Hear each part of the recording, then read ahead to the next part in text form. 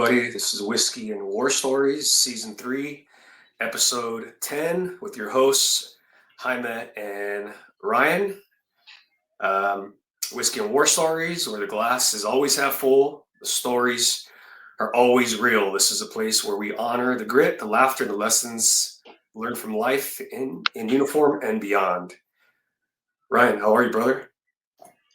I am good. Happy Veterans Day and Marine Corps birthday yesterday, right? Yes, thank you, man. Thank you. That means a lot to me. Appreciate that. What'd you do? I'm sure it was fun. I actually went to a pub in Marietta where they were celebrating the Marine Corps birthday, cake cutting ceremony and stuff like that. So it was really nice. Yeah, it was really, really nice. It is Veterans Day, and this episode is a Veterans Day special. Today on Veterans Day, we raise our glasses to the men and women who have worn the nation's cloth. Your courage, sacrifice, and resilience remind us that freedom is never free. To every veteran, thank you for your service, your stories, and your continued strength.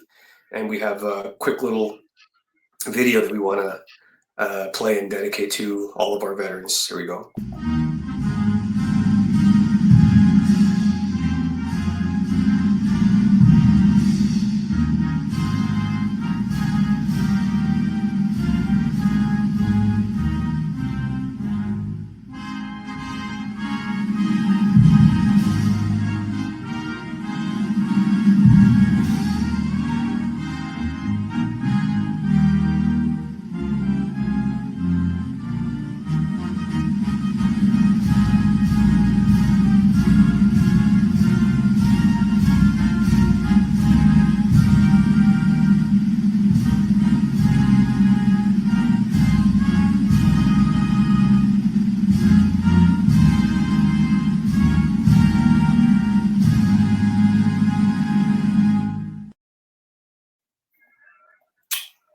Awesome.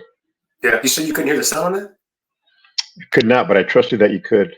Yeah, it was coming through on my end, so I'm not sure if it was just a little glitch there. I guess we'll find out when the recording happens, huh? Yeah. For those people listening, sometimes you'll see us looking down at our phones. We're not Googling the score for the Dodgers. One thing I found that's interesting is it takes a lot more on a podcast to just speak it into a microphone. So the entire time, me and Jaime are texting back and forth, where the interview is going to go, any technical issues. So that's what you see us doing. Yes. Thanks for clarifying that. For sure. Ryan, you have the honors this week of falling in our bottle. Yeah. So this one was too close to home for us. Happened in Rancho Cucamonga on October 27th, which is a 15-minute drive from our city where Jaime and I work in Pomona. Unfortunately, that day, Deputy Sheriff Andrew Nunez, about 12:37 p.m., responded to a call for service, domestic violence of a woman being threatened by a male who was armed. When he arrived, the deputy was shot in the head with a suspect fleeing on a motorcycle, as many of you saw on TV. The deputy was taken to Arrowhead Regional Medical Center, where he later died despite his life-saving efforts. As you know, the cowardly suspect led officers on a high-speed pursuit along the 210 freeway before being taken into custody after the crash. Deputy Nunez served 6 years with SBSO. He is survived by his expectant wife, horrible 2-year-old daughter, mother, and 4 siblings. Rest in peace. Rest in peace. Cheers. Kind of gives you chills, an expectant wife and a young 2-year-old child. Yeah, he or she will never know their daddy. It's horrible. Yeah, it's almost every episode that we do. We average an episode every 2 weeks, and in that time, there's always a new officer that's killed somewhere in the nation. So just tragic. But yeah, cheers to Deputy Nunez, and keep your family in our prayers. Sure. Want to tell us what you're sipping on today? Yeah, so marketing got me, and I picked it based on the label. I just had my sip, and it's actually very good. It's called Bear Fight Whiskey. which is a single malt, alcohol by volume of 45. And what's interesting is the company is part owned by actor Seth MacFarlane, American Dad and Family Guy fame. Hmm. The whiskey has notes of honeyed malt, ripe red apple, toasted oak, followed by flavors of dried fig, black currant, gentle peat smoke, finishing with notes of oak, leather, and lingering warmth. Did you get all that, Jaime? I did. So Wow. let me dive in again. See what I get. Hit us.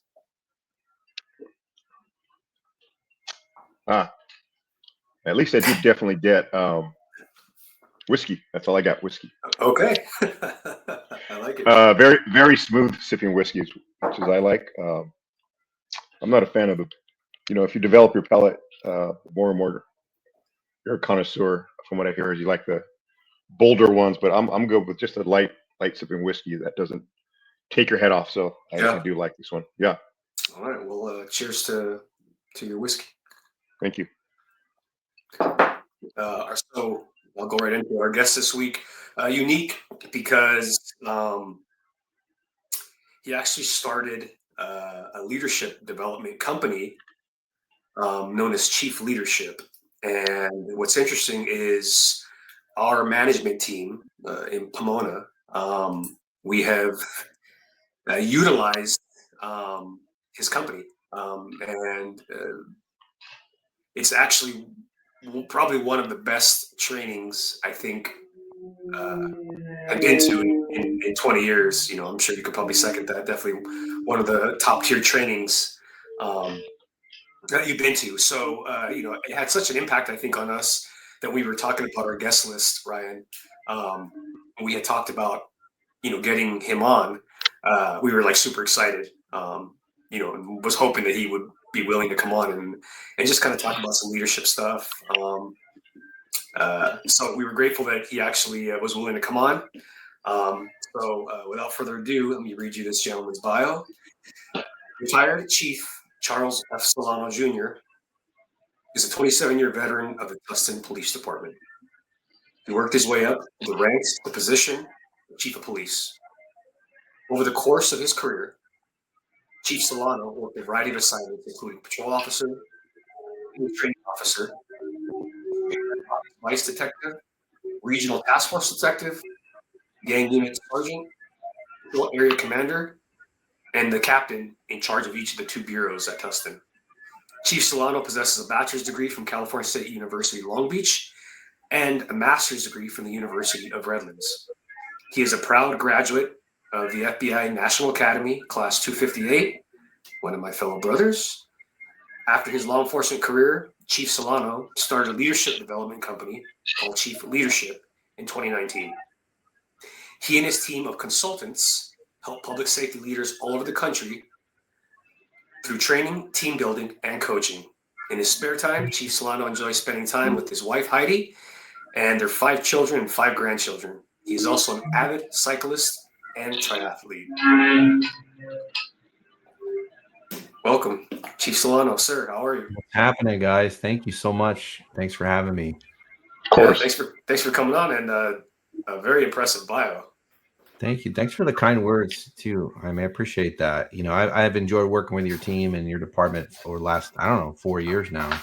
So it's been fun. I don't drink whiskey, but I felt like I had to be part of the, I want to like toast to, to fallen officer and stuff. So I'm actually drinking red wine. Okay. You guys know that like wellness is a big deal for me. So I got my favorite wine, which is called Fit Vine.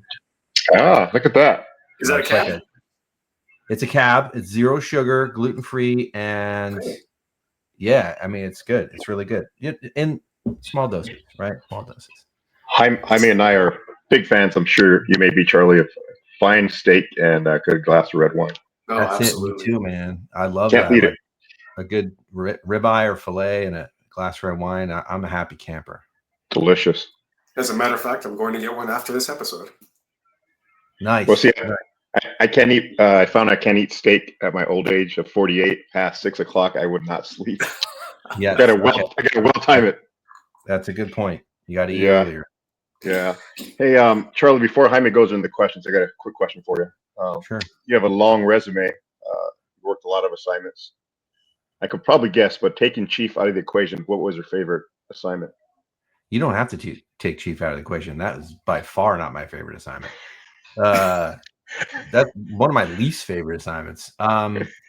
Well, it's between two. So working the county task force was so much fun. Following around Colombian drug dealers, all over the place, and working surveillance teams, major narcotics case. That was a lot of fun, right? But where I had the most fun was in the gang unit. I spent almost 5 years in the gang unit, supervising the gang unit, and had a blast because I had such a great team. You guys have both worked on small teams, and you know how much fun that can be. And we kicked ass, and we had fun. I mean, we were professional. We did the right thing, but we had so much fun, and we put a lot of bad guys in prison, and it was a blast. And we became family. We became so close. I'm so close to those guys to this day. So that was probably the most fun that I had in my law enforcement career. I guessed it right. Of course, yeah, for sure. Yeah. And especially, I found one of my small teams, I was as a sergeant.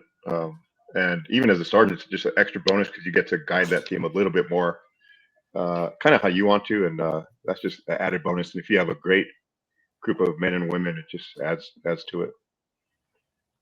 Yeah, absolutely. Yeah, Yeah, because they're hard chargers. I second that too. Yeah, there's nothing like working on the small teams like that, especially when you guys, you have that strong bond, partnership. It's nothing like it. It's been great. So we'll get right into it. Tell us a little about yourself, your upbringing, family, law enforcement, and why Tustin. Yeah, sure. Before I get into that, I got to tell you a funny story. So, you're having me on Veterans Day. Like veterans, like are so important to me. I'm not a veteran, but my grandfather served in the Army, and funny story is when I was 17 years old, it was right before Desert Storm, right around that time. And I told my mother I was in college or just starting college, and I said, "Ma, I'm joining the Marine Corps." And I had a Marine recruiter, and I'd been talking to him for like a few months, and he had me all set up. We had the paperwork set up, but I'm 17, right? So I need my parents' signature, and my mother says to me, "Over my dead body." She's like, "I will not sign that paperwork." And so I didn't go, so she's like, "I want you to finish college," and long story short, I didn't go. And then Desert Storm breaks out. Like it would have been great to serve, but obviously there's a reason for everything, right? Who knows Absolutely. what happened, but Absolutely. Thank you to all the veterans out there. So I grew up in New Jersey. I'm actually not a California guy. I grew up in New Jersey, big Italian American family. Family's like the biggest thing in my life to this day. And it's typical childhood. Like I had great parents. My parents were married for 45 years until my mother passed away of lung cancer several years ago. But we moved out to California when I was in high school because my dad worked for Mattel Toys, and they transferred him out here to California. Talk about a culture shock, right? Going from New Jersey at 3,000 miles away to California, very different culture, very different world. I had no friends. It was an interesting experience. But we landed in San Pedro, California, where I went to high school, and ended up going to UC Irvine right after high school, and then kind of fell into law enforcement. It's funny because I didn't know this until 20 years into my career, but my great grandfather was a police officer for the New York City Police Department. He was a homicide detective.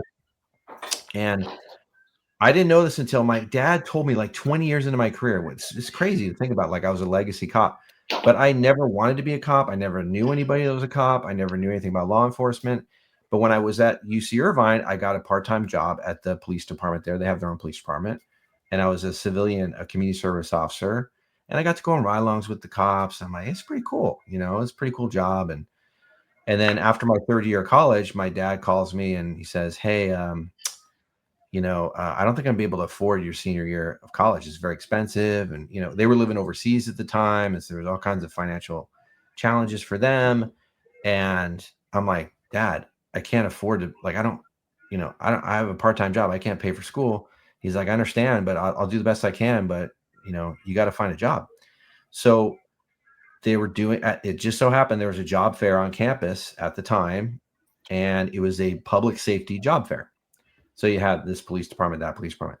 Well, it was at that time, and this is probably before you guys came on, but it was like the late 80s, early 90s, there was like this push to hire people, right? So everybody was hiring. And so I found Tustin PD there. I started talking to the recruiting officer, and I'm like, hey, I just want a civilian job. Like, I just want, you know, maybe I can do crime scene stuff, or like, I'm 20 years old, right? And at the time she's like, well, just fill out this interest card, you know, maybe this warrant would be good for you, maybe civilian, just fill out this interest card and we'll see what happens. 30 days later, I'm in the Orange County Sheriff's Academy. This is how fast they, you know, did backgrounds back then. I'm in the Orange County Sheriff's Academy as a police officer recruit, like literally not knowing anything. I mean, I got my ass handed to me every day. I wanted to quit that academy. I remember sitting in the bathroom at 5 o'clock in the morning every day going, I'm going to quit today. I'm going to quit today. And I didn't. Obviously, I made it through, but I'm 20 years old. I don't know my ass from the hole in ground. And I had a lot of help. Like, you know, I think a lot of the people in the academy that were a little bit older, they kind of took me under their wing and like, hey, we got to help this kid. And, you know, got me through the academy. Another funny story, my chief's interview. So the chief at the time that hired me, he was this big bodybuilder, right? He was from Fargo, North Dakota. He transferred to Tustin, and his name is Doug Franks. And I'm in the chief's interview. Again, background was like 30 days. And he's looking at me and he's looking at my background file and he's looking at me. He's like, how old are you, kid? You can't even ask this question, right? He's like, how old are you, kid? I'm like, I'm 20, sir. And he goes, 20? What the hell are you doing in my office right now? You shouldn't be a police officer. You don't know anything about, you know. I'm like, well, I had a lot of life experience for 20, and I lived overseas and I lived in Mexico, and he's like, all right, here's the deal. I think the academy is going to wash you out, but I'm going to give you a chance anyway. I'm like, thank you. Thanks for the vote of confidence, you know. And so that was the start of my law enforcement career. So I fell into it. I'm like, I'll do this for a few years. Maybe I'll go to law school. And of course, I fell in love with the job. I mean, how do you not fall in love with the job? It's the greatest job in the world. So fast forward 27 years, and that was the career. So that's kind of how I got into it. Well, and you know, the rumor was that Orange County Sheriff's Academy then was, you know, the toughest academy around the area. So yeah, that's what they said. You know, I mean, I don't know if they said that to scare us, but I mean, it was brutal. I mean, we did a lot of running. It was a high stress academy. They break into your car and pull your car and like throw your shit all over the grinder. Mm-hmm. Like it was tough, especially for a 20-year-old kid, right? Who, right. You know, like you guys know this nowadays. We have a pre-academy and we have a pre-academy. So we spend weeks like prepping, getting them ready, you know, studying radio codes, yelling at them, doing push-ups. I had none of that, none of it. And I started with 3 other people from Tustin. So they hired 4. One of them was like a drill instructor from the Marine Corps, right? And this guy was like, he supposedly could eat nails. He dropped out in like week 2. He had like an injury or something, right? But like the other 3 all dropped out, and I was the last one standing from Tustin. The one guy that the chief said is not going to make it. But it was a tough academy, and I barely passed. I mean, I think my final score was like 70.1%. Like you can't get any lower and pass the academy. It's funny. From that conversation you had with the chief, I counted 3 grievances and 1 lawsuit that your chief would have been incurred if that happened. But back then it's like but you're right. The background was short. It was a different time. So you start at 20 years of age, and had a 27-year successful career. As you progressed to the rank of chief, what did you learn about leading people versus managing them? And is there a difference in your opinion? Yeah, absolutely. I wish I learned more back then than I wish I knew back then what I know now, right? And of course hindsight's 2020, but I learned that people need to be led, right? And the management part is managing things, right? And you don't want to mix those two up. I would say, one of my favorite quotes is, you manage things, you lead people, because people are complicated. And so leading them is about building relationships with them, understanding who they are. And it was hard for me because I promoted a sergeant way too young. I think I was 28. Ooh. I promoted a sergeant. And, here I'm supervising, guys have 20, 25 years on. But that was humbling for me. But I think it was helpful, Right. because I came into it, without this attitude, was that's like, hey man, like, I'm not going to tell you what to do. You've been doing this for a long time. My job as a supervisor is just to provide you support. And we had that leadership, that informal leadership back then, that could guide you. Even as a sergeant, I could get informal leadership from an officer who'd been there for a long time. And he's like, look, kid, like, I know you're a sergeant, but like, just understand, like, when you show up to a call, you just stand back, you don't take over the call. Right. And so Right. like, I learned, from them and from the officers, very early on, because we had that institutional knowledge and that leadership. But I learned that leadership is very, very hard. Leadership is so hard. Like, it's that I always say, like, I can't give you a playbook for leadership. You guys know this. I teach leadership, right? And I train leadership, but there's no playbook for it. Like, if you search leadership on Amazon, leadership books, and I got a bunch of them back here, there's like 60,000 books, right? And you're kind of scratching your head going, oh, we still don't have this figured out. Like, why are there 60,000 leadership books? But they all pretty much say the same thing, right? It's the application that's hard. It's because you're dealing with people, and people are complicated, and things change, and it's new generations, and how do we talk to people, and how do we have courage? And so I just learned that leadership is really hard, and I wish I knew then what I know now, which is why I'm always encouraging chiefs and sheriffs and command staff members, like, train all of your people in leadership. Don't wait until they're in a formal position of leadership. Train them before they're in a formal position of leadership, so that they're ready for that when they get into that position. Right. Well, with that being said, can you think of a time in your career where you failed as a leader, and how did you respond, and what did you change? Oh my gosh, so many times I failed. I failed as a sergeant. My first 2 years as a sergeant were miserable. And I had a lieutenant who, she was a hard ass, but I loved her because she wanted the best for me, but she made my life difficult in the first 2 years of being a sergeant, because she's like, Charlie, you're not getting it. You're not one of the guys anymore. Like, I didn't make that transition mentally.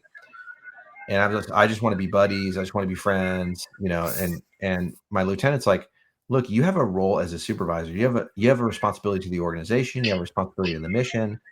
And yes, you need to take care of your people, but you've got to balance that with, holding them accountable. And so several failures early on as a sergeant.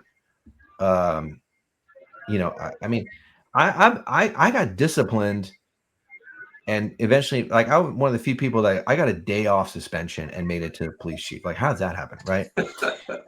But just making stupid mistakes. And then even as a police chief, I can think of some times where I would make decisions emotionally, right? And I've talked to you guys about this, and I talk in my classes about you have to pause. You have to take a tactical pause and don't make decisions emotionally.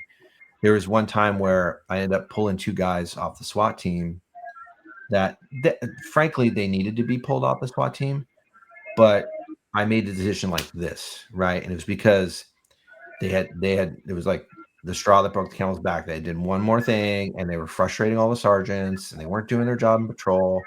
And I was like, that's it. Pull them off SWAT team, and that was the wrong way to do it, right? And I never worked SWAT, but you don't do that, right? You have to give them a chance to, transition off the team, right? And so and we had a joint SWAT team with another agency. So I'm making an emotional decision that affects another agency too, because we had a joint SWAT team with Irvine. And I didn't talk to the Irvine chief before I made that decision. I just made it emotionally. And obviously those guys were very upset, and rightfully so. And I apologized to them afterwards. But there were times like that where I'd make decisions just emotionally or knee jerk. And reflecting back, it's like, okay, if I just paused and thought about this and be more intentional, I would have made a much better decision. Hey, Charles, were there corporals at your agency, or is it officer to sergeant? We had FTOs, so our FTOs were kind of like corporals. So they're training officers, they were 2-stripers, and we treated them like corporals. Like we gave them a lot of responsibility. They would be acting field supervisors. So they were de facto corporals, for lack of a better term. So do you find it was harder to be promoted from officer to the first line level supervisor, or was it harder to promote from a certain rank to another rank, such as lieutenant to captain or captain to chief? Well, I was an FTO before sergeant, which was, I thought, very helpful because, like as an FTO or a corporal, like you're kind of like a mini sergeant. So you had like this responsibility, you're evaluating people. But for me, the hardest jump was from officer, or FTO to sergeant. Just because mentally making that transition from being one of the guys, one of the team members, to now I have this other role and this responsibility was really, really difficult for me. I never wanted to be a lieutenant. Lieutenant was like the worst. Like sergeant was like a great job. Let me explain. So before, like we had a chief come in from the outside, Scott Jordan, who completely transformed our department. Before he came, lieutenants they just sat in the watch commander's office. Like all they did was answer the phone. Like there was no additional responsibility for lieutenants other than that risk management role. And so like lieutenant was there was not a lot of luster to that position. It was like, I got to get to lieutenant just to be a captain. Like if you want to be a captain, like you got to go through lieutenant. But then when Scott Jordan came and he transformed the department, really brought us into, the current age, he pulled lieutenants from patrol. So lieutenants became area commanders, and they were like mini chiefs of police for their area, gave more responsibility. Like in the military, this concept of decentralized command, right? Which I'm a big fan of Jocko. I'm sure you're a fan of Jocko. Like pushing that authority and decision-making down the chain of command. Well, he did that. And so then like lieutenant, that looked a lot better. And it was. And so that I tested for lieutenant, was able to get that position. I was the first South area commander for the city. The South area was a busier part of the city, so it was a lot of fun, like a lot of stuff happening. So that was really cool. Like it just changed the complexion of that position. Right. And then it got a little bit easier as you transition to captain, and then captain to chief is a big jump. Okay, when you're a captain, you think, because sometimes you're the acting chief and you think, okay, I kind of understand, because you're working closely with the chief. And you kind of understand what the role is, but you don't really understand it until you're in the chair. Like when you sit in the chair of police chief and it's all resting on your shoulders, it feels very, very different. So those two jumps from officer to sergeant, very tough. And then from captain to chief. I was talking to our chief one time. As chief, obviously have a lot of events to attend, a lot of them on the weekends or time off. When I was talking to my chief, I made the comment like, it's got to be tough because sometimes he'll send one of us to alleviate his burdens to these events in his place, which we're happy to do. But sometimes the community, captain's not good enough. Why isn't the chief of police at my small block neighborhood? So that is definitely a burden that we try to alleviate from, but I sense his pain. Yeah, well, listen, he needs you to do that, Yeah. Ryan. And yes, everybody wants the chief, right? Everybody wants 5 minutes with the chief. Everyone wants a picture with the chief, but you need to help him there because he'll run himself into the ground. And your chief's amazing. Your chief is awesome. But it doesn't matter how amazing you are. If you're a human being and you can't be everywhere, you can't do, and again, your mind is always going, and you're always like, I'd wake up in the middle of the night almost every night at midnight, 1 o'clock in the morning going, are my officers okay? Are my, like you dread that phone call. Like you were talking about, the fallen officer earlier, like that was my nightmare, getting that call in the middle of the night, that something happened to one of my people, and you just live with that. Right. And it's like a weight on your shoulders. I'll never forget this. I was early on as a chief. I was doing a swearing in ceremony for new officers that came in, that graduated the academy, and those are fun, right? Those, you guys have been to those swearing in ceremonies. It's very positive, and we have the families there, and so we're doing this swearing in ceremony it was at the Golden West Police Academy, and this young man named Robert, who's a good friend to this day, was graduated the academy. He was he was the honor recruit. He's just super. But after we get through the swearing in, I was meeting his mother and his family, and his mother, as I shake her hand, she comes up to me, she pulls me close, and she goes, "Now you take care of my boy now." And I was like, oh my gosh, like I felt the weight of the world. I was like, yes, ma'am. But I felt like, okay, I have to protect not just this officer, but everybody's got a mother, and everybody, has family, like that officer you said had, a pregnant wife at home. Like that weight is huge. And so anything you can do to alleviate something from the chief is just tremendous. I guarantee you he appreciates that immensely. This is a good time to segue into something. I wanted to ask you this. You had mentioned earlier that you guys had a regional team, or your tactical team was shared with Irvine. Yeah. So I'm just curious. I want to know what the backstory is. And is it Mike Hamill? Mark Hamill? Yeah, that's Mike Hamill. Yeah. Yeah. So we were not big enough, we had about 100 sworn officers. So, smaller than your agency. And we weren't big enough to really field our own SWAT team. Mm-hmm. We could have, but it's very expensive. There's a lot of training.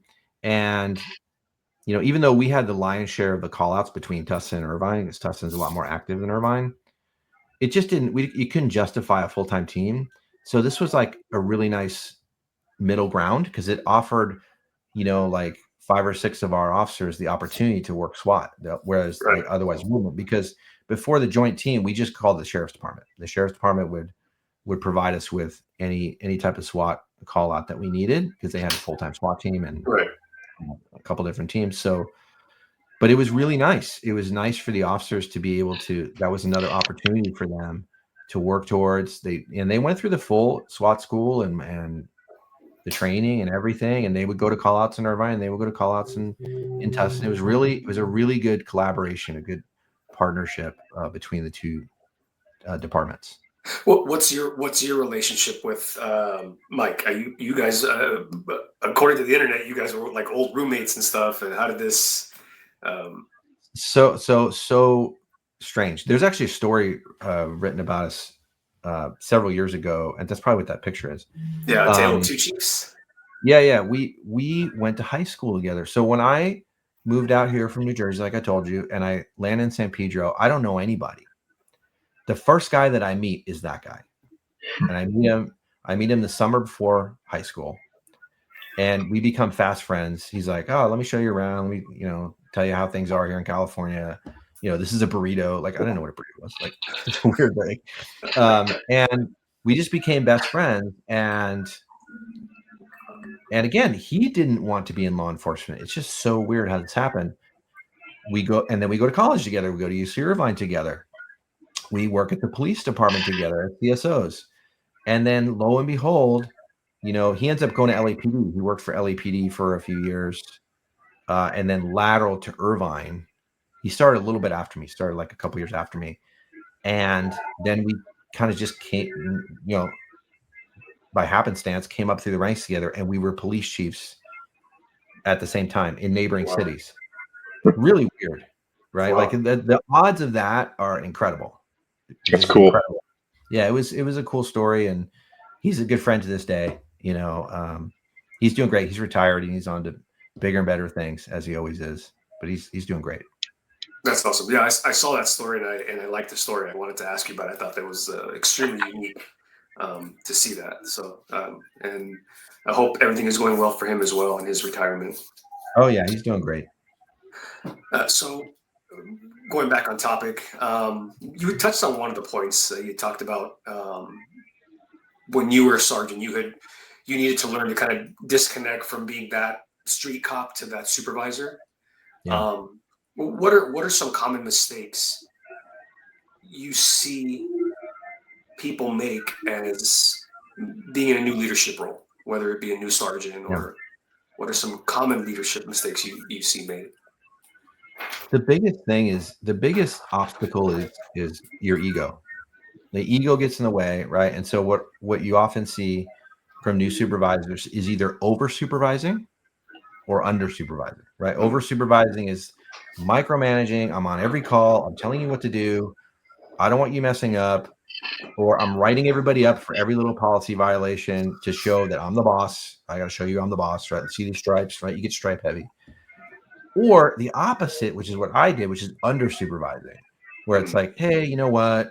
I'm just, I'm here. I'm one of you, right? I know I have sergeant stripes, but it's cool, right? So I see, and both of those things are tied to the ego because you're afraid, right? You're afraid to have the courageous conversations. You're afraid to make the unpopular decisions. I got to cancel that pursuit, because it's just too dangerous, right? And as you go throughout your career, obviously as a young, hard charging cop, of course you want to chase the bad guy. I want to chase the bad guy. I love getting in pursuits.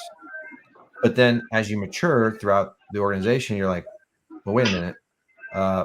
My family could be driving around, the streets of Pomona, the streets of Tustin right now, and that pursuit is going 100 miles an hour through a residential neighborhood. And for a traffic only violation, like, that's probably not worth it.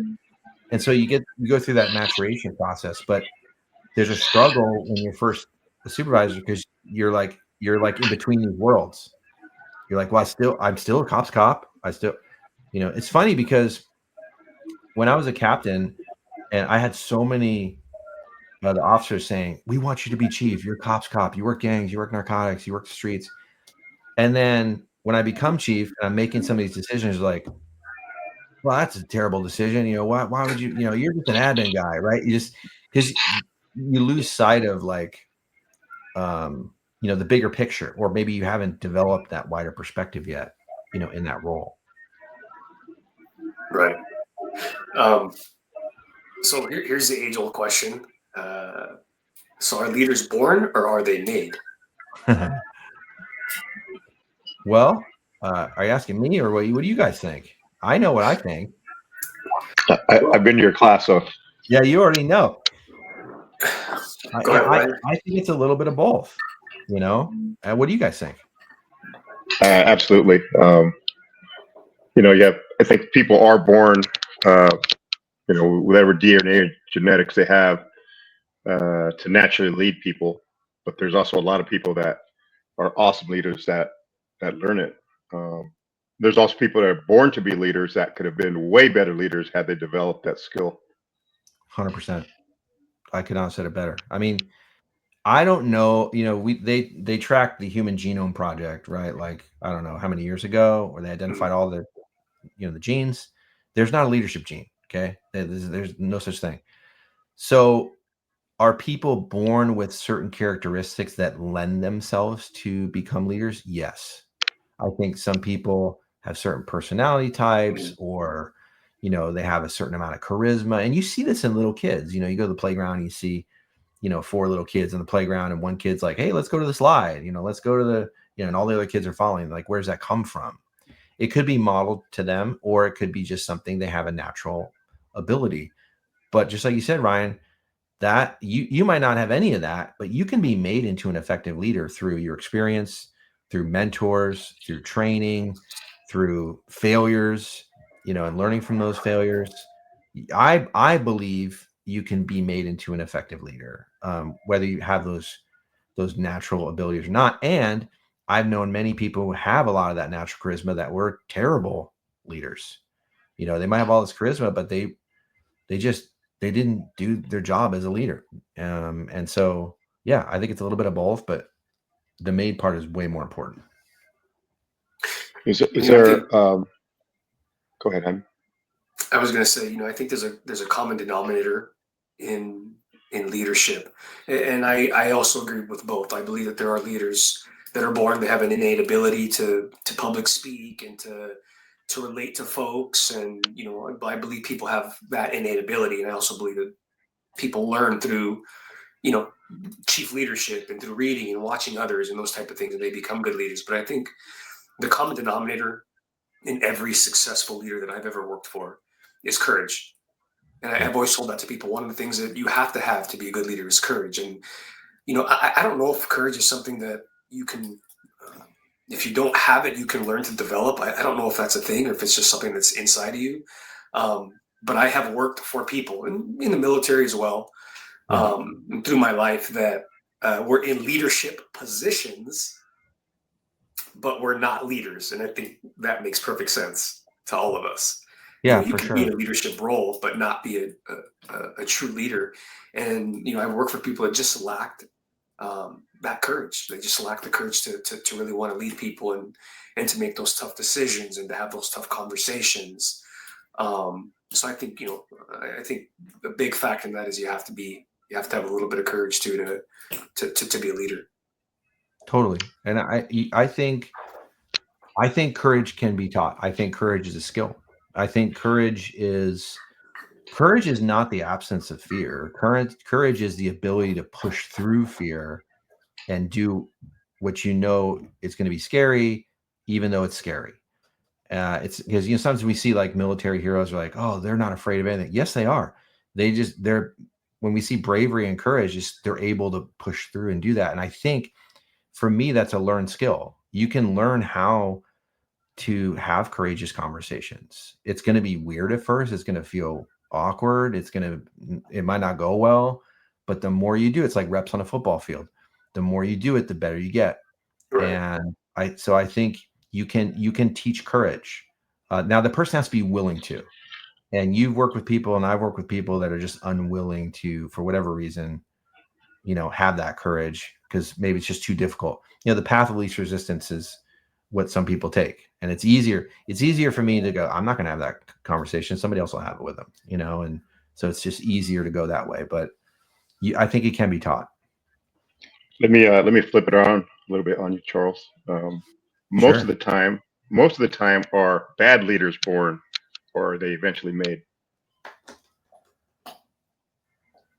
Are bad. So here's the thing about bad leaders is it's such a simplification when you say good leaders or bad leaders, because I think it takes a good person to be a good leader, right? And so if somebody's a bad leader, there's a couple things going on. They're not working on themselves as a person. They're not taking the time to be introspective. And again, that is a learned skill. So I don't think that's something you're necessarily born with or not born with. Or they have so many other things going on in their life that they're not dealing with. And you guys know I talk about wellness all the time. A lot of times we see leaders who are displaying bad behaviors because they're not well, like mentally, emotionally, physically, they're not taking care of themselves. And so their cup's empty, they're exhausted, they're not sleeping, their marriage is on the rocks, they're estranged from their kids. And so what manifests from that is just bad behavior in the workplace and creating a toxic work environment. It's not necessarily they're bad people. It's just that their priorities are all screwed up, right? for whatever reason, they're married to the job, or, you know, they've been passed over. They might feel bitter. Who knows why? But I don't think it's a born thing necessarily. I think, you know, they're somehow made that way. It's like when we see toxic employees in our agencies, and we all have them, right? We all have those difficult people in our organization. Well, they didn't start that way. We didn't hire them that way. We wouldn't have hired them. Good point. So they develop over time, because for a variety of reasons, they get passed over. They didn't get the specialty assignment they wanted. They were in that IA that they thought was bullshit, like whatever, or they have personal issues. So I think those things happen over time, and I think bad leaders either have bad mentors that are, you know, role modeling the bad behavior for them, and they're like, oh, I guess that's how I should behave, or they're kind of a mess, and that's reflected in their leadership. Yeah, that's a great point. I'm thinking of some of the few disgruntled people that I've known in this career, and you're right. Every single one of them started as a shining star, loved the job, loved to go out in 10-8, and somewhere along the line, like you said, it's usually with a promotion or not being assigned to a special detail. But you know, it makes us a wake-up call. It's like those of us, those bad leaders that fail to step in, they chalk it up to like, he's disgruntled, just leave him alone. Right. Where it just takes one of us to say, hey, what's going on? You know, Jaime has those conversations with his crew all the time. What's going on in your life? And sometimes all it takes is for them to know someone cares. And like you say, Charles, I love your analogy of the ship and that 1 degree, right? Yeah. Charles teaches us in his class that a large cruise ship is going to go change trajectory. It's not a sudden turn of the wheel. You change it gradually, 1 degree at a time, and eventually, with enough guidance, you're going to get to where you want to be. See, Charles, I was paying attention in class. You did pay attention, Ryan. Oh my gosh, that's awesome. That makes me feel good, man. That's awesome. So yeah, I mean, sometimes it's all about, in leadership, it's about planting a seed, right? You might talk to that disgruntled employee, maybe have a conversation and say, hey, what's up? You know, why are you so angry, or whatever, you know, have that conversation. And they walk out of that conversation pissed, right? Or they're still angry, but you may have planted a seed. And this has happened to me before, where people come back a month later, 2 months later, going, you know what? I've really been thinking about that conversation. I appreciate that you reached out to me, and I've really been thinking about it. And I probably do need to kind of change my mindset a little bit. So it's not, and that's that 1 degree that you're talking about, because it's not like you're going to have a conversation with somebody and they're going to go, oh, you're right. I have been negative and terrible, and I'm just happy. That's not how it works. It took years for them to get that way. It might take some time to, again, turn that ship around. So that's why a leader's responsibility is to don't write those people off. Reach out to them, delegate an important assignment to them, include them in the team building. It's easy to write, and I've done it. I'll be honest. I've written people off. I'm like, that person, I can't save that person. But that's a failure. That's a leadership failure. And it's important to go, no, they're part of the team. I got to try and bring them back in. I'm going to throw you for a little loop here. And this is something that I had read before, that there's no such thing as a bad leader, right? Because leadership is defined as, to simplify it, leading a group of people in an organization. That if you are a bad leader, as you know, they say that it really isn't bad leadership. It's just the absence of leadership. You're not being a leader. So there's no bad leaders. You're just not a leader. It's the absence of a leadership. So, I mean, I guess you can argue about it, right? Bad leaders, or it's the absence of leadership. But yeah, good point. So I want to kind of jump into some resilience, health, and a little wake-up call for you. And before I ask you the next question, I'm gonna play a little video here for you. Okay. Job that actually forced my hand to recreate. Let me run. Actually, that job of police chief that actually forced my hand to recreate. Is it playing, or is it frozen for you guys? It's frozen at the time. Right. Is it frozen? Yes. A police chief that actually forced my hand to recreate. It was actually that job of police chief that actually forced my hand to recreate. Okay. Well, I feel like I'm in the movie Groundhog Day. Yeah. Awkward. How about if I Okay. just tell you what I said? Yeah. So We got him live right here. yeah. Walk us through the time you learned about your medical condition, and what were the immediate leadership and life questions you started to ask yourself as a result of that. Yeah. Well, first of all, I appreciate you asked me that. It's unusual what I did, and I share this story a lot because I think people need to hear this, and I think people need to talk about it. And thank God, I was able to turn my health around. But in 2018, I was diagnosed with heart disease, and it wasn't a good diagnosis. It was a significant amount of calcification in my heart that for a person my age, I was in the 90th percentile, meaning that if you lined up 100 men my age in the room, 89 of them would have a healthier heart than me.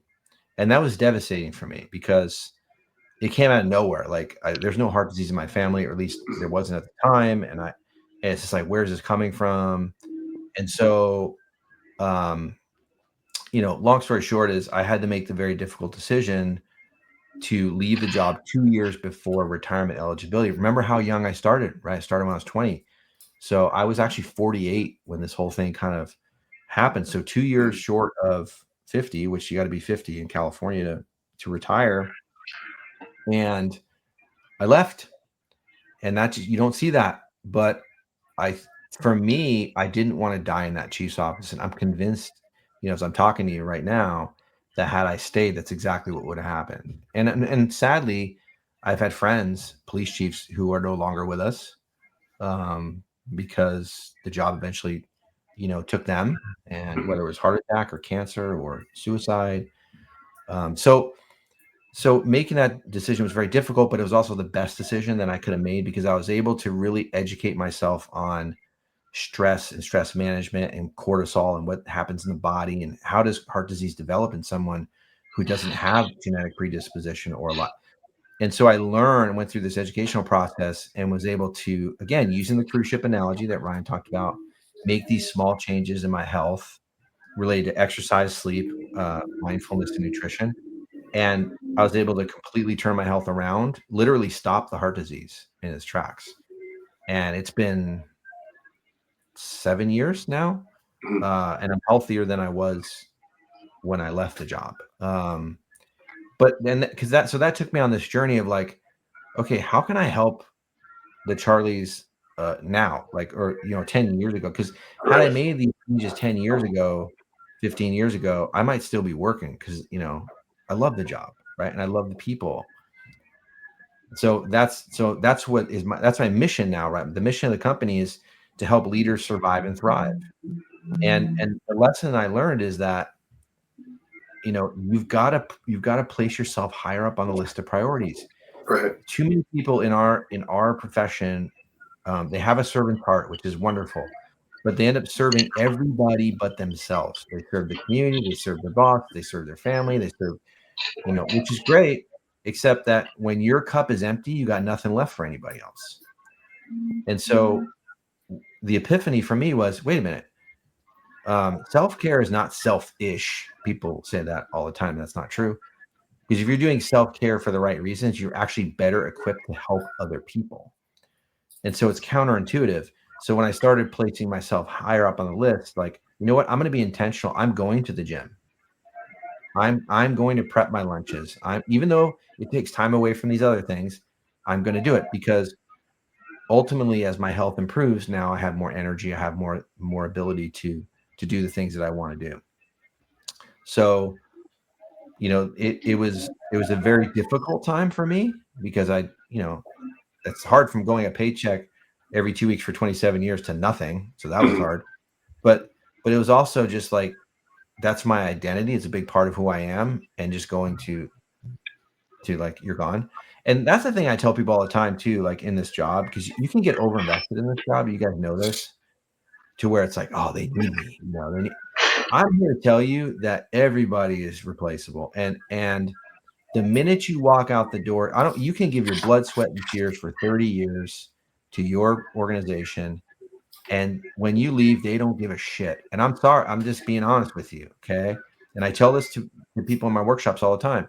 So focus on the people that matter the most to you, your family, your friends, your pet, whatever it is. The people that matter the most to you, they're going to be there after your law enforcement career. And so focus on them and make sure you have the energy for them. I heard something really powerful a few years ago.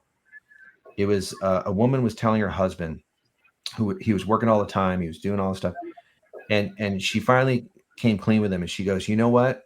You know why I'm upset? Is because when you're at work, you give your best, and when you're with me, I get the rest. And I was like, whoa, that's powerful, right? Wow. Why are you giving the rest, the scraps, the crumbs to the people that matter the most to you? And so I went through this kind of like eye-opening, again, it forced my hand, but I believe in God, and I'm a man of faith, and God, directed me that way. There were other things that happened in my life. I lost a good friend to a heart attack at the time, and had to bury him and hand the flag to his wife. And like, so those things, like, were happening at the same time. Those are all signs to me that, like, it's time to make this decision. Right. So yeah, There's that's a long answer to your question. I'm sorry, but No, it's great. Thank you. That's amazing, Charles. I have a story that hits close to our home at Pomona PD that illustrates how impactful Charles's work and messages. And Charles, I imagine our chief relayed this to you, but so our chief has done a great job instituting and developing our mental health program from the ground up. And it's amazing. We have a facility dog. We have easy access to counselors. We have a brand new gym. We have a massage chair. So many things. But one of the components that our chief recently, like 2 months ago, instituted, because directly speaking and hearing Charles's story, is he gave our employees the opportunity at a low cost and very easily to get a calcium heart scan, which I took advantage of. And one of our officers who gave me permission to share this, because he wants to start spreading the word like Charles does, which is just amazing.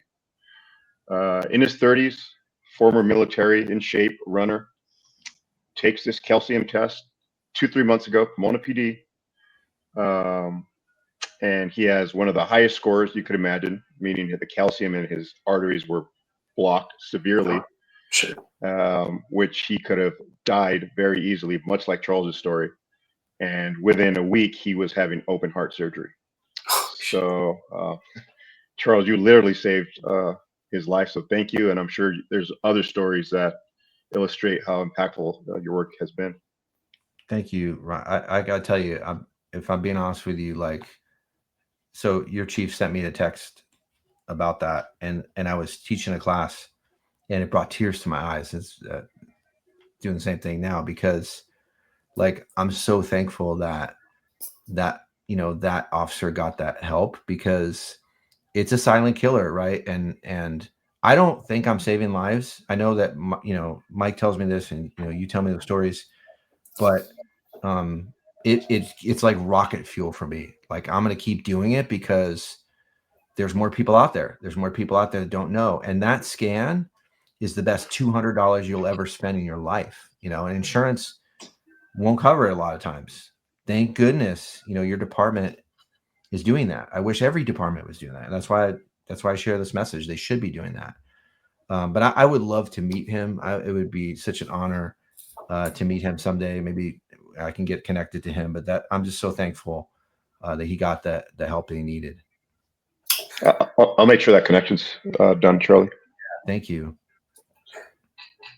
So you talked about that you discovered that you had the heart disease, and you were in this very high percentile.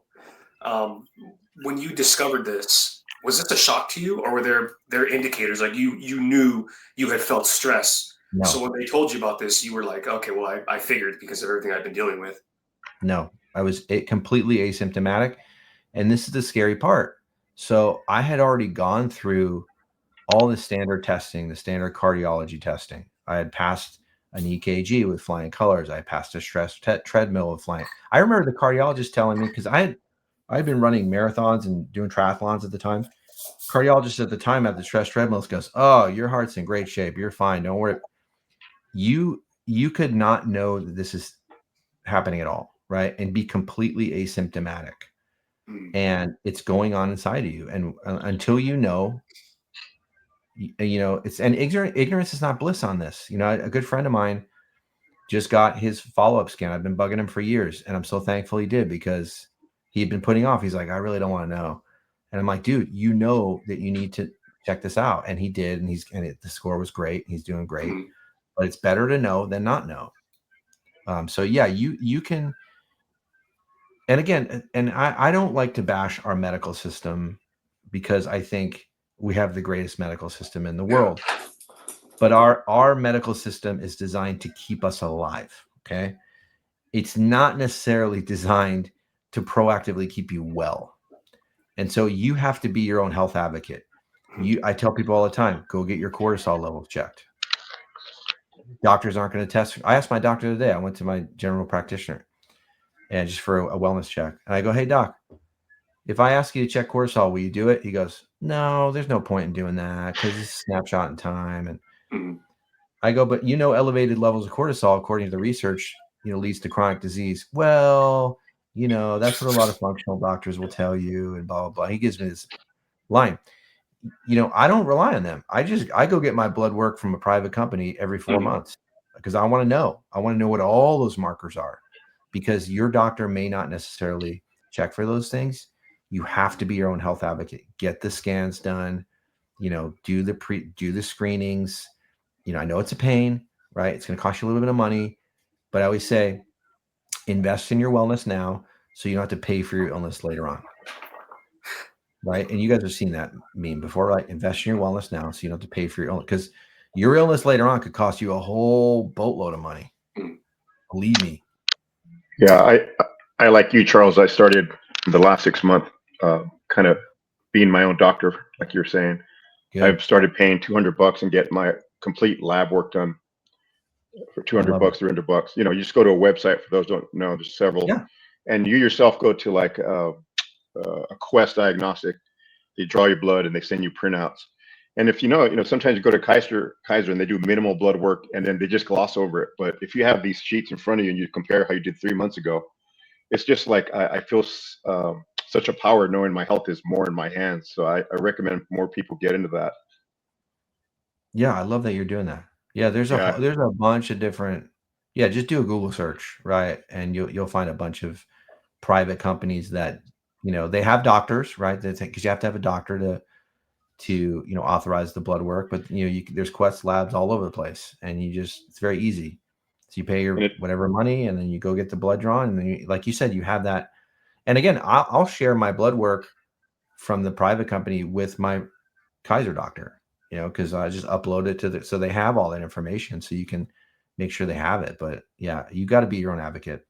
Yeah, and it doesn't have to necessarily be for major markers like cancer or heart attack, but I found that I have low iron and low vitamin D. So recently I started supplementing it, and maybe it's going to help my energy issues.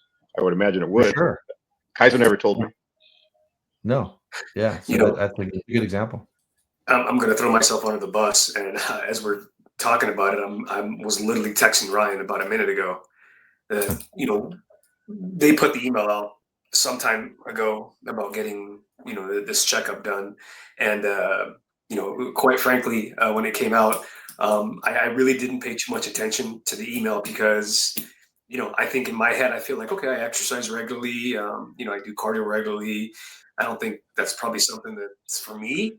But now listening to these stories, I'm literally texting Ryan. I'm like, oh my god, I wish I would have got this done. Like, can I still do this? I'm like, no. I'm like, you can still do it.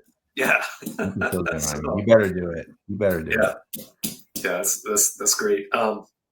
So you were able to rebuild your health, and now you're in a position where you teach leadership and resilience. What concrete practices do you practice frequently or daily that really moved that needle for you, and why do leaders fail to adopt those things? Well, everybody's different, right? And I talk about it in my in my wellness class, I say very clearly, I'm not preaching to you or telling you what to do, because everybody's different. I'm not a doctor. I'm not a trainer. Like I share what worked for me, but some of those things might work for you. But the whole idea is for you to be intentional about your health. I think far too many people are not intentional about their health. They're just operating on autopilot. They're just waiting for the symptoms to appear, and then, okay, I'll deal with it then. Like the doctor give me a pill or whatever. But you need to be proactive and intentional. And what I learned, hands down, the best thing you can do for your overall health, or what we call health span, like the quality of your health as you age, is exercise. Number one. There's um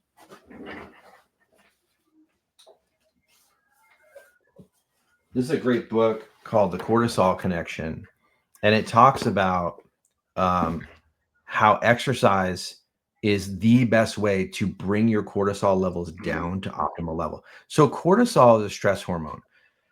Without it, you die. Like, everybody needs cortisol. It spikes in the morning when you wake up. Sure. But too much cortisol, elevated levels of cortisol, have been shown, and there's plenty of research in it, that it can lead to chronic disease. So heart disease, diabetes, certain types of cancers, metabolic disorder, depression, anxiety, like so many things can be tied to elevated levels of cortisol.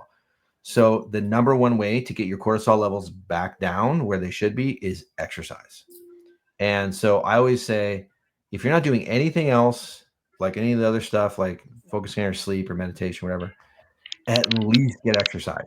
And exercise doesn't have to be complicated.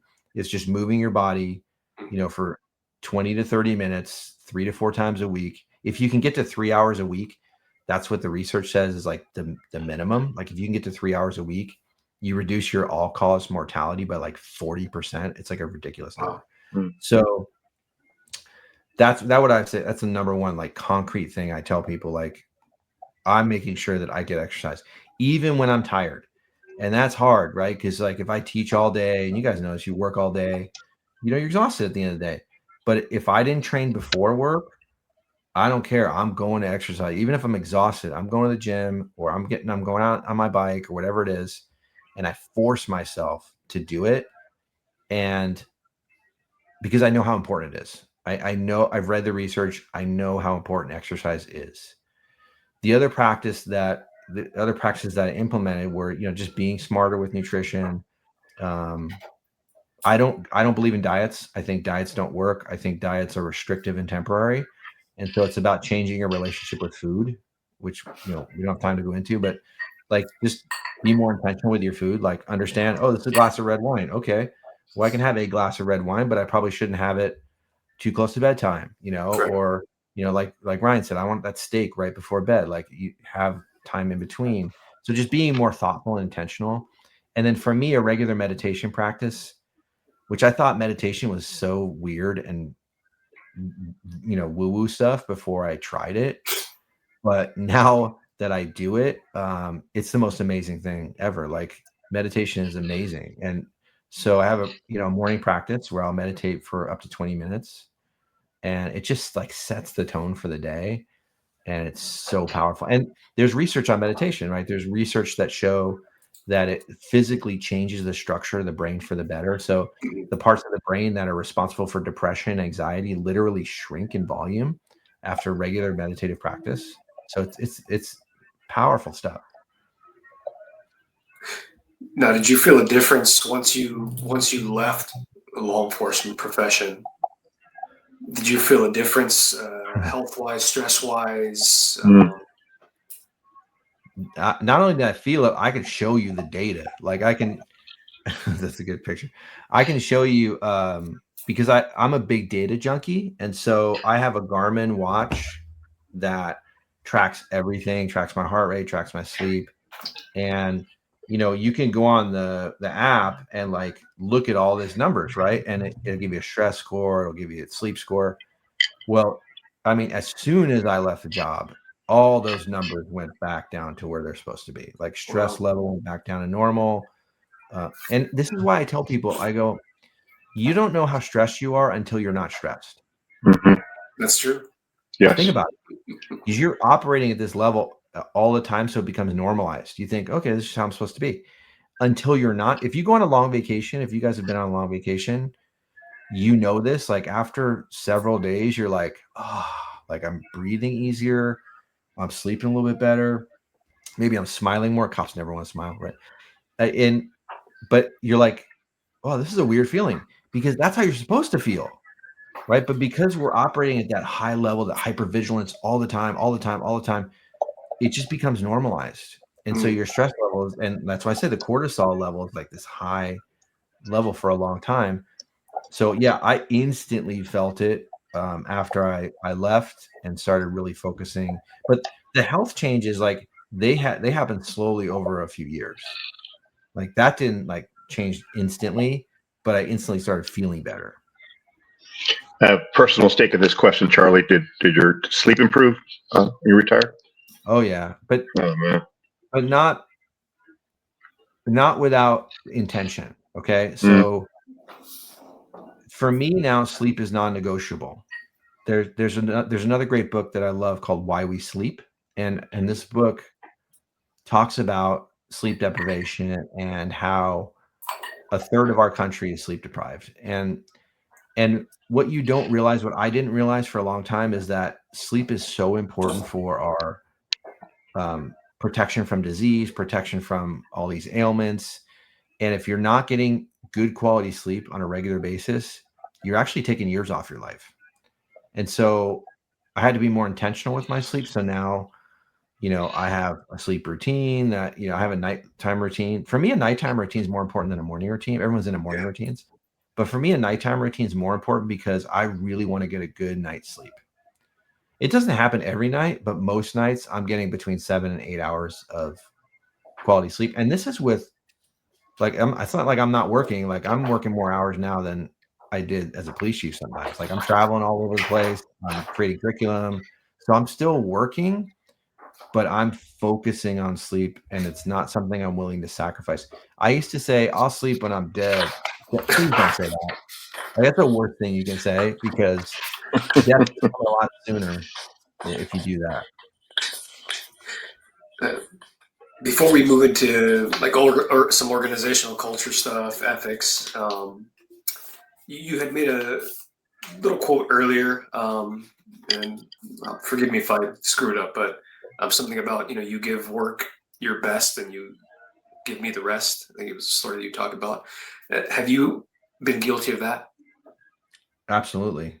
Yeah, absolutely. And I think it's easy to do, especially in law enforcement and public safety, because and a lot of it, if I think back, was that small unit stuff. That was a fun time, right? Because you're getting called out, you get overtime, and we still went on vacations, we still did those things, and I still tried to be the best at it. I mean, I have 5 kids, right? So, there's only so much time, only so many hours in the day, but I for sure could have been more intentional about spending that time with the people that matter the most to me.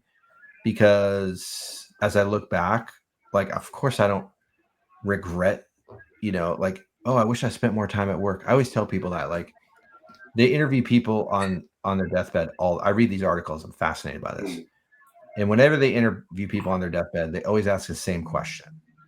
Do you have any regrets? They never say, I wish I spent more time at work.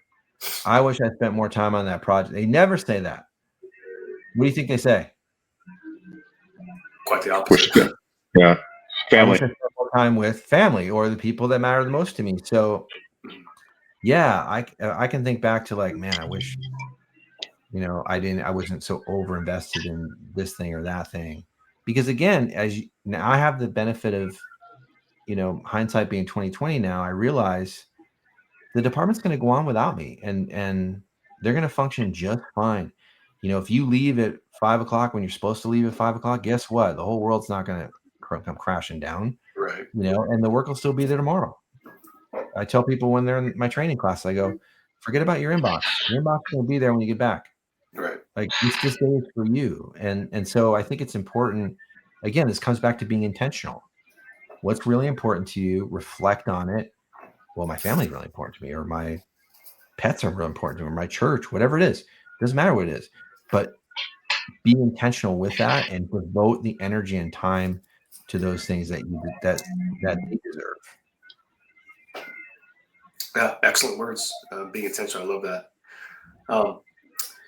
One of the big things that I've noticed, all of us probably, is one of the things that new supervisors, new leaders, and even seasoned for that matter, they have an issue holding people accountable. So, how did you hold officers accountable while still preserving that morale and still fostering that long-term relationship with them? It's hard. I think of it as a parallel to parenting. And if you're a parent, you care about your children, you love your children more than anything, but you're going to discipline your children. You're going to make sure that your children aren't straying off the path. You're going to help your children, get educated. You're going to make sure they go to school. You're going to make sure they eat correct. Like, that's accountability. And I think people, especially in our line of work, they equate accountability with discipline, right? It's like, well, if you're holding me accountable, that means you're disciplining me. No, discipline could be part of accountability, but accountability is so much broader than that. It's like, it's putting your arm around that young officer and going, hey, listen, you can't be doing this on your calls because that's going to get you killed and it's going to get your partners killed. And what I need from you in the future is you not to do that anymore. That's accountability. No pen to paper, no, we don't, there's no discipline resulting from it. It's a courageous conversation that needs to happen for them, for their benefit. You're not doing them any favors. But did I always do that? No, I didn't, because it's hard. It's like, oh, what's he going to think of me? I don't want to be that sergeant. It's like, and I think back to, like, the award ceremony, like, who got supervisor of the year? If I think back to, like, years ago, like, who got supervisor of the year? It was the sergeants who did absolutely nothing. They didn't hold anyone accountable. They were terrible. They were terrible supervisors. But if I think back to the supervisors that I loved working for, they held me accountable. They were the toughest ones because they cared about me. Right. So, like, that's the important piece, is you got to care about them first. And I tell new supervisors all the time, you got to care about them. They go, I have to care about my people. Yes, you need to care about them. Because if you try holding someone accountable when they know you don't care about them, forget about it. It's not going to work. So again, thinking about accountability in a broader perspective, it's that hallway conversation. It's the conversation over a cup of coffee over the hood of the patrol car. It's like, hey, what I need from you is this. Here's what I'm noticing.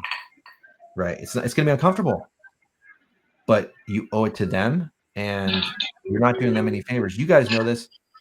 This always happens, right? No one's held accountable. They're not held accountable, and then they put in for a specialty assignment. Oh, Officer Jones wants to be a detective. And then you have the decision makers around the table, and you go around the room. They go, oh, Officer Jones, he's a piece of shit. His reports are terrible. He doesn't show up to work on time. He doesn't do this. He doesn't do that. Go around the whole room. And then you go, oh, let me see Officer Jones' last 3 annual evaluations. And what do you think you see in their annual evaluations? It's the greatest guy in the world. Oh, he's the greatest guy in the world. He's like, he walks on water at this agency. It's like, we're not doing Officer Jones any favors, because now he doesn't get detectives. And he's like, wait a minute. You've been telling me over the last 3 years I've been doing a great job. Yeah, but you're actually a piece of shit. Well, wait a minute. You're not doing him any favors. You're not doing the organization any favors. Instead, address those things when they come up. Hold Officer Jones accountable. Say, hey, I need you to do this on your reports. I need you to show up on time. I need you, whatever it is.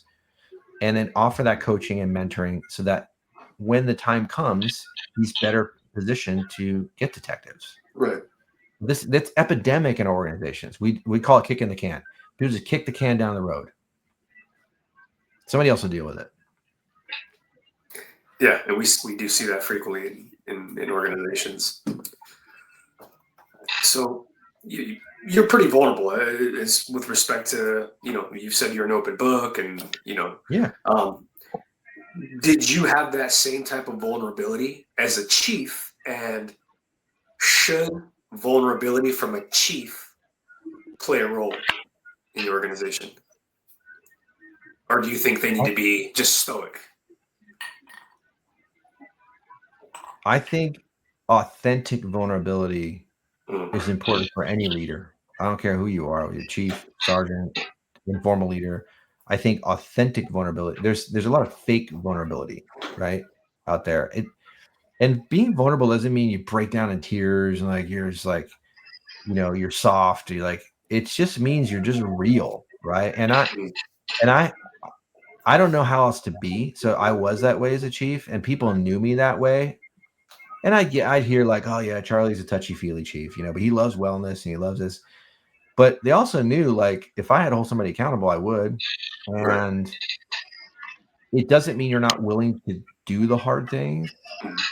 But I think being vulnerable means you're being true to who you are. I was just coaching a young officer today on preparing for a sergeant test.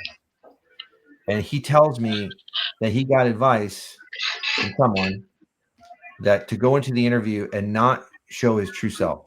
Like, don't try to be unique, because you just need to answer the questions, and just, you can be unique after you get I go, that's the worst advice I ever heard. Like, Horrible. I want you to go into the process being who you are, because you want to be promoted for who you are, your unique self and what you bring to the table. And if you go into it trying to be someone else, now you have this cognitive dissonance. Well, this is who I am, but this is how I think they want me to be, and this is how people perceive me to be. And then you have this this disconnect versus just be you, be yourself. And if you don't get promoted for being you, then it's not meant to be. Right. And you can sleep on a soft pillow and go, okay, maybe next time, or maybe I'm not right for that position, in this organization. Maybe I got to move, whatever it is. And so I think just being and vulnerability has this like negative connotation these days, because there's a lot of fake vulnerability going on out there. So I think for me, it's about being authentic and true to who you are. And for me, that's who I am. I wear my emotions on my sleeve. I'm Italian. We're like hot blooded sometimes. So like that's who I am. So you're gonna see, like, I cried in front of my whole team, when my mother was diagnosed with lung cancer, because my mother is very close to me. But they knew me. That's knew how, who I am. But you just got to don't be fake about it. Don't try to be vulnerable when you don't really feel like you should be vulnerable. It's just be yourself. Right. Yeah. Thank you. So as I was going through some of your reels on Instagram, one that really resonated with me is, and it was unexpected as I was listening to it. In one of the reels, you said, leadership is not rocket science. It's much harder. Mm-hmm. Why is that? Because rocket science is numbers and physics, and believe me, it's beyond my brain. Like, I'm a cop. Like, maybe you guys are smarter than me, but it's all formula, and it's concrete, right? But leadership is so much harder. I think leadership is like a combination of art and science. There's some science to it, right? There's some techniques, there's some tools and skills you can learn, but it's also art, and it's knowing, this person, I need to approach it this way, or I need to approach this person a little bit differently because I know what's going on in their life right now, Right. and I need to adjust and tweak. So I think it's way harder. You can and you see this like in your organization, where you see people who are really technically skilled, whether it's a motor officer who's this major accident investigator, has all this big brain, right? I mean, smart homicide investigator who incredible, CSI, whatever it is, all its technical skills, but then you put them in a leadership position and they don't have the skill set, the emotional intelligence, they fail miserably. Right. Because it requires a different skill set, and it requires self-reflection. It requires you to work on yourself as a person, which for some people that's a struggle, because again, the ego gets in the way. But yeah, I think that was That was like a catchy title because I wanted people like to, watch the reel. But I mean, I think it's true. Like, I think leadership is harder than rocket science. I really do. Yeah, and I think that's why it stuck out, because I've always really believed that true leadership is not easy. It's only easy when everything is hunky dory, right? Everybody's happy. Right. That's that it's easy to be a leader in those circumstances, right? A true leadership, is shown when there's stress, and when you got to make the tough decisions, and you got to make tough calls, and I think that's when uh, it shows a testament to true leadership, is during those tough times, not so much the easy times. So that really resonated with me when you said that it's so much harder than that. Thank you. And I really agree with it. I mean, something you said really resonated with me. You probably don't remember this, but I think it was you at one of the workshops. You said that leaders need to be more humanistic and less mechanistic. That's exactly what I said. Yep. And I love that. In fact, I use it all the time. I owe you royalties, because like, it's so beautiful and it's so true, because I think people get in these leadership positions and they think they have to be a certain way. Well, I have these bars, I have these stripes, and you're a human being, dude. Like, just be a human being and people can connect with you and relate to that. I love that quote. I use it all the time. Yeah, and to be frank with you, I wish I could steal the credit, but it actually came from my battalion commander in the Marine Corps. Okay. When he left the Marine Corps, he does public speaking, and that's one of the things that he used to say when he was leading, a couple thousand Marines is, be humanistic, not mechanistic. Treat people I love it with respect, and to be honest with you, I have found it to give me a lot of success in my leadership roles throughout the organization, to treat people like that. And you could discipline people and tell them that they fucked up and that they did this wrong. Yep. But if you treat them like a human being, they're always going to respect you. And a lot of those tough conversations I've had, most of the time, 9 out of 10, they've ended with people that are like, "Hey, thank you, sir. I really appreciate it." They shake my hand. I don't get the eye rolls and the, "Oh, this guy's a dick and I don't want to talk to him." It's I followed that saying, and it's I found a lot of success with it. In my roles. So it does work, and it is, it's really powerful just to be humanistic. And it sounds easy, right? But I think sometimes as we get caught up in the minutia of, the rank and the stripes and the stars and the bars, sometimes we lose sight of being human, and we act more mechanistic, so to speak. We see it a lot. So yeah, for sure. Along the parallel lines is you need to be. Charles teaches us too, is humility is one of the big trait of being a leader. And we talked about this in a prior episode, but you have those supervisors that go out on a call and you can't tell them, patrolman can't tell them anything. The supervisor is always right, but it's that humble leader that shows up and says, "I don't know. What do you think? You're probably more talented than me. How do we handle this call?" And that goes a long way. So we all have those egotistical leaders, and it immediately builds up a wall. Right. And like Charles was talking about connection, and that wall is going to inhibit any connection between the supervisor, the leader, and the subordinate. So I think they go hand in hand for sure. Yeah, absolutely. And I remember when you said that, actually, we actually made a clip of that, Ryan, because I felt like that was pretty powerful to put that out there for supervisors, especially newer folks and or officers in newer supervisory roles. I think it's important for them to kind of know that. Yeah. What's one thing that you want your children and future leaders to remember about how you led, and something that you want them to learn from you? Wow, that's an interesting question. What's one thing I want? Yeah, it is loaded. I want them to come to their own conclusion about me. It's weird for me to say I don't care, but that's, and I don't mean that in a negative way. I mean that my hope is that I've impacted them in a positive way, that I've helped them be better people. Like the best people in my life are the ones that help me be a better person, that help me be a better man. And so I try to be that person for others, whether it's my kids or my wife or, my friends or people I come in contact with. But ultimately it's up to them.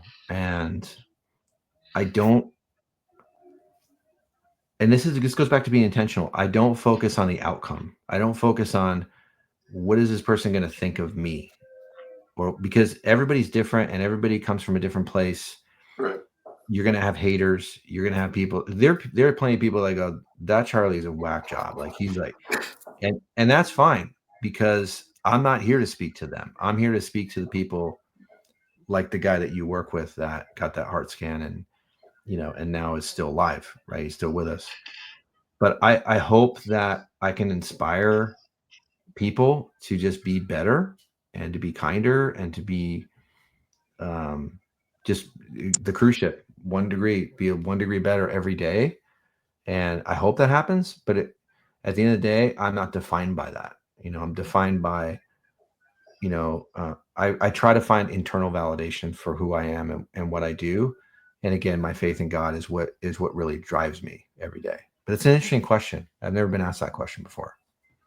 Yeah. And, I guess, what you don't know is, I'm certain that you've had an effect on dozens and dozens and dozens of law enforcement leaders, and you'll never know because oftentimes they don't call you up and, tell you. But I mean, you've had an impact on Ryan and myself. As a matter of fact, we had talks after we left your class that, at some point when we retire, we would like to start up, some type of a leadership business ourselves. And That's we're just, awesome. we're so enthralled in the topic of mental health and wellness and Yeah. leadership. It's such a big thing, for us. And I think for us, that's the pinnacle of, of our professions, is to, to be good leaders and to, encourage mental health and wellness. And you certainly left an impact on us, which is, why we reached out to you to ask you to come on the podcast. So yeah, thanks a lot for that. You guys would be great at it. And if I can help you in any way, let me know. I mean, you got time. Yeah, we got a little time, but yeah, We'll take you up on that though. Yeah. Okay, for sure. What's a good day look like for you now? And how do you protect those days? What's a good day look like for you now? Now that a you're good retired? day? Yeah, what's a good day look like? Well, today was a good day because I got to work out twice. I got to the gym in the morning, got in the sauna. Sauna's big. Like sauna, there's a lot of health benefits to sauna treatments. And then I got on my bike this afternoon. Like being on my bike is my therapy.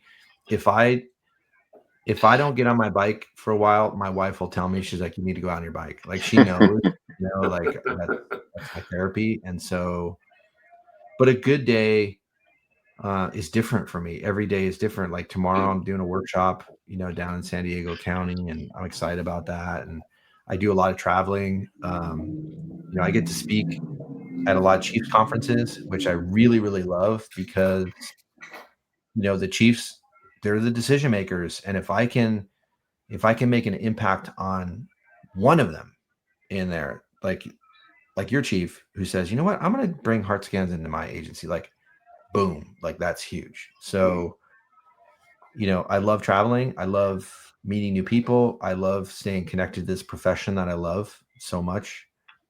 So I am very blessed. And I love spending time with my grandkids. And yeah, it's different every day, but every day is a blessing. Every day I wake up, I thank God, and I'm like, okay, I got another day. So yeah, there's no, I guess, typical day. I love that. So as we're getting close to wrapping up the episode here, just a few more questions here. One is, obviously you're an avid reader. What's one leadership book that you would encourage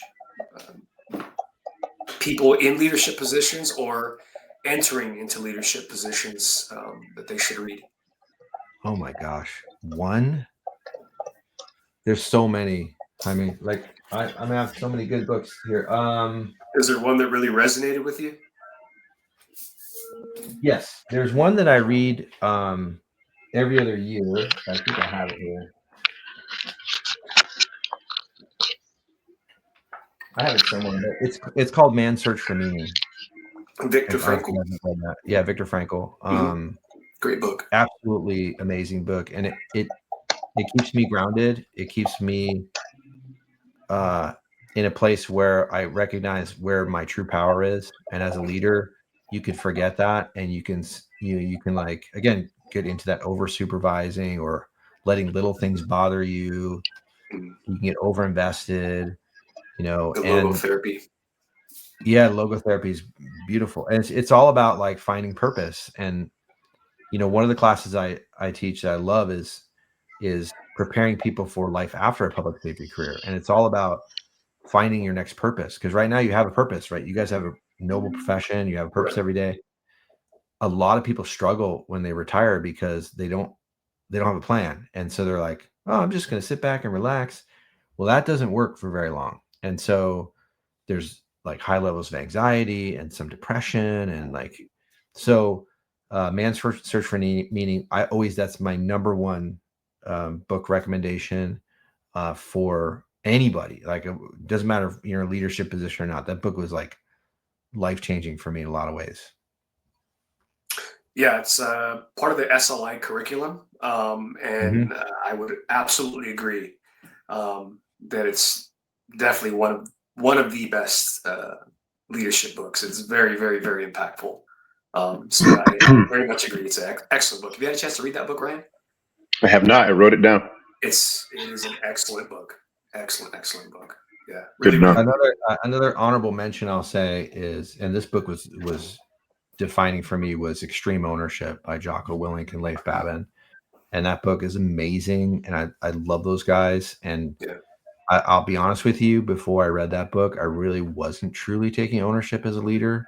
Mm. And it was eye-opening for me. And it was a tough pill to swallow, if I'm being honest. But now I share that book all the time because I think leaders have to learn to take Lose it, ownership. Jaime? No, I'm still there. I can hear. Can you hear me? Yeah, I can hear you. Yep. Oh, okay.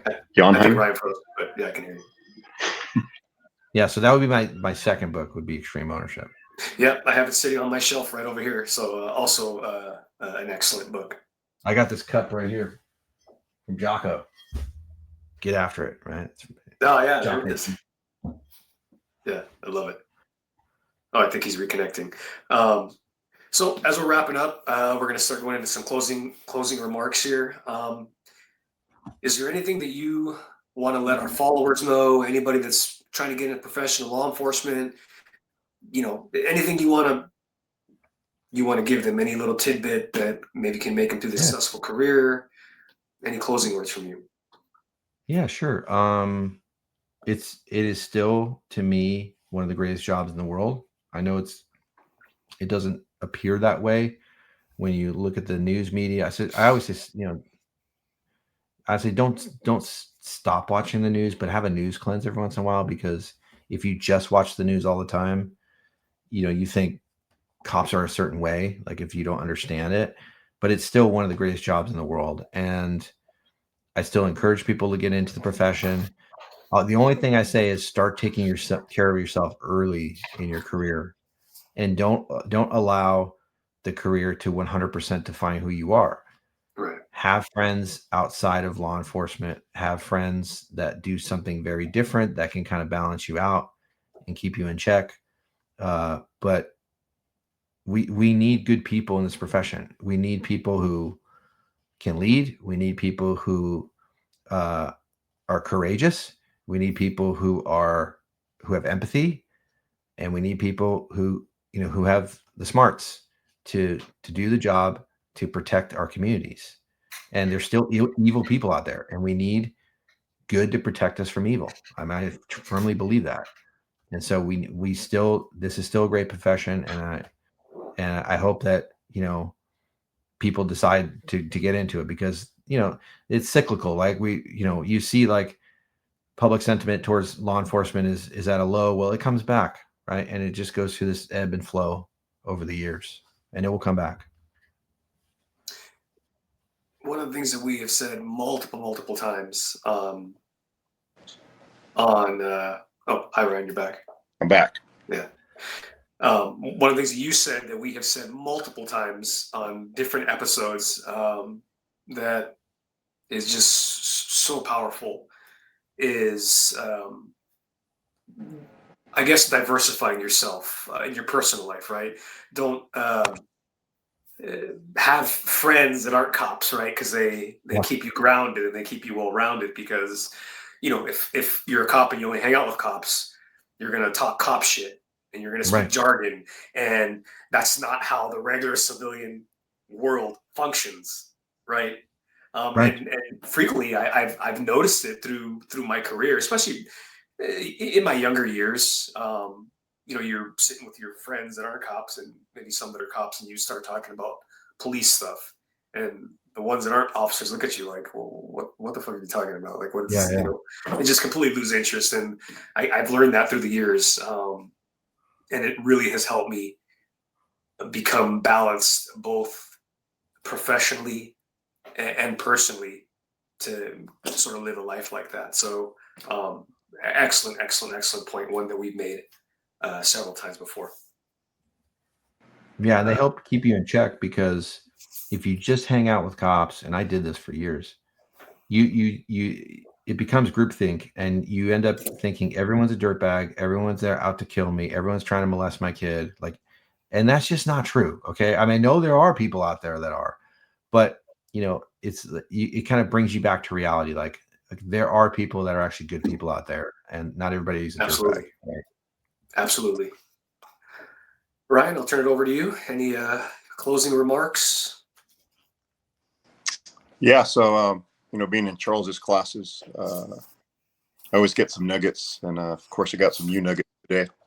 But what stuck out to me today was people don't know how stressed they are until they are not stressed. But that quote really resonated with me, and some stuff I wrote down that Charles really hammered on today to help you along those lines is meditation, changing your relationship with food, not just diets, exercise even when you're tired, which you just got to grit through and get through it. Being intentional with your sleep, which I'm starting to realize. You go to sleep at the exact same time. Turn off those screens. Dark environment. Big time. And also be your own doctor, which I'm very proud to have started, like I said, in the last several months. I recommend anyone to do it. You paid money for a night out with some steaks and some friends. Pay it on your health. It's going to pay dividends in the future for sure. So that's it, Charles. I don't proclaim. Ryan, I know we're wrapping up. Can I give you a quick tip on the waking up thing? Please, I'll take it. Yeah. So there's a lot of science around journaling and what journaling does. So if you journal before bed, it's just a notepad and paper, right? And if you write down, and it's longhand writing, not typing. If you write down the things that are kind of on your mind, like that IA that's like sticking out to you, that person that you really care about, just write it down. Like take 5 minutes, write all that stuff down. You are less likely to wake up at 2 a.m. and it's called ruminating, where you're thinking about that, right? And it's keeping you up.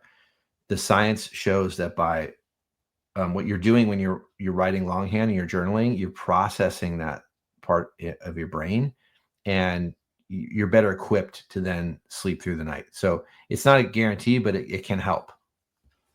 I love it. See, there's another Charles nugget that I'll definitely take.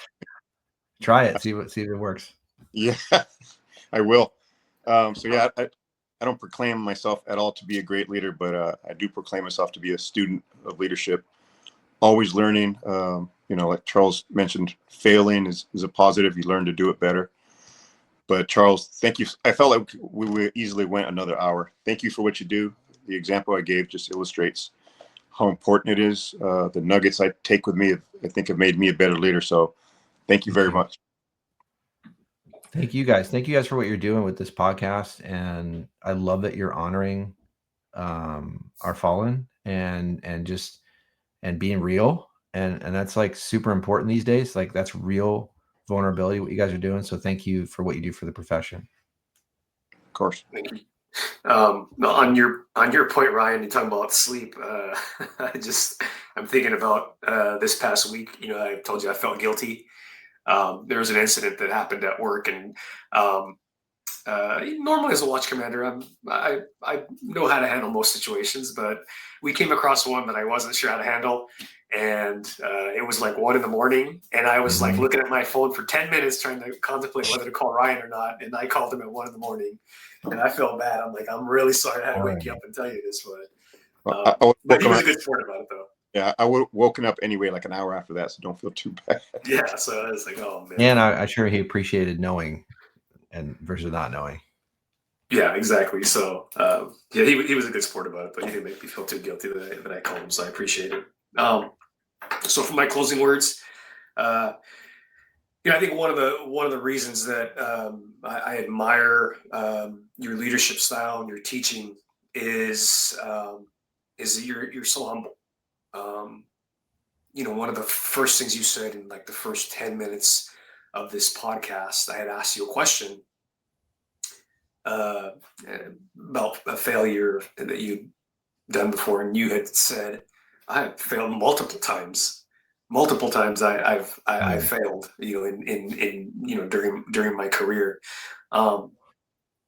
and to say that, I think it's a testament to your character. A lot of people don't like to admit faults, right? Because it's a knock to being vulnerable, and let's face it, people just don't like to admit when they're wrong, and when they're fucked up or they've done something that's wrong. But you easily admitted it, that it was just, hey, I've done this, many times in my career, and as a result of it, this is what I've learned from it. And I think that's something that every person in a leadership position that aspires to be a good, proficient leader, I think that's something that they need to do. They need to acknowledge when they mess up. They need to acknowledge their shortcomings. Yeah, exactly. I've learned that through years. I've learned that through you. I've learned that through leaders like Ryan. And the more you do it, the easier it becomes. Right at work, I'll have people come and ask me, sergeants and our corporals, and I'll tell them I don't know. But hey, come here. Let's get online and let's figure out the answer. Maybe once a week, and it's easy for me to say it. It's not a knock. I don't feel like I lose credibility because I don't know. I feel like I'm more respected because I have the ability to say, hey, I don't know. I don't know that answer, but let's figure it out together. So to be able to say that again is just a testament to how humble of a person you are. So thank you for that. And the other point that you had made as well, you had said that everybody is replaceable. Yep. Again, another point that we've made several times on other episodes, and that's not to say that the organization doesn't care about you, right? That's not to say that you're replaceable because you're replaceable. We don't give a shit about you. That's not what we mean. I know that's not what you meant. That's in my opinion, it's to be taken as work hard, but don't kill yourself. Right. For a profession that when you leave, somebody else is gonna come right in, right? We're not a Subway. We're not a grocery store. We don't close at 10 o'clock. We're 24/7. It's a business that has to keep moving forward, regardless of the goods and the bads that happen, regardless of the deaths, of the tragedies that we face. We're in the business of public service, and it must keep going, with or without you. So I think when you look at it in that context, it kind of humbles you out. Like, okay, like I know that, I got to work hard, but my work day stops at this time, and let me focus on my personal life as well. Let me dedicate to my personal life what I do at work. And frankly, the best cops, the best leaders I know have adopted that, and they've realized that, hey, I am replaceable. Work cares about me, but I'm replaceable. If I break a leg, or I get in a car accident, or I hurt myself, or I do something really stupid at work, there's going to be somebody else that's going to come in right behind me, and maybe they don't do as great of a job as I did, but they're going to do the job though, and that's the bottom line. And I've realized that in my career. I've realized that in the past several years, and it's helped me keep grounded. And I think it's helped me to really be a better leader and a better example at work. And it's also a talking point to really stress mental health to people to take care of themselves. Again, the best cops are the ones that are really well-rounded, professionally and personally. They're taking care of their personal life just like they do at work. So I try to live by that as well. But we really appreciate you. We appreciate the example that and your teachings in the law enforcement community. Like we said, at some point, I think we really aspire to do what you're doing and kind of be like you. So for a small podcast like we are, we really appreciate someone with your background coming on here and sharing just the infinite amount of wisdom that you have learned through your years. And thank you for continuing to teach that to our leaders in our profession. We're humbled by that and very grateful to have you come on here. So thank you so much. Yeah, appreciate it. Thank you so much. On that, any other closing words? Do you have anything, Ryan, before we sign out? Well, just happy Thanksgiving to you too, both of you. Yeah, happy Thanksgiving, my favorite holiday. Yes, absolutely. Okay, on that note, this is Whiskey and War Stories, season 3, episode 10, with retired Chief Charles Celano. And also, as we close, I also want to give a second shout out to our veterans. Thank you for everything you've done for our country. We won't forget, and it's very much appreciated. And on that note, Whiskey and War Stories is out. Thank you, everybody. All right.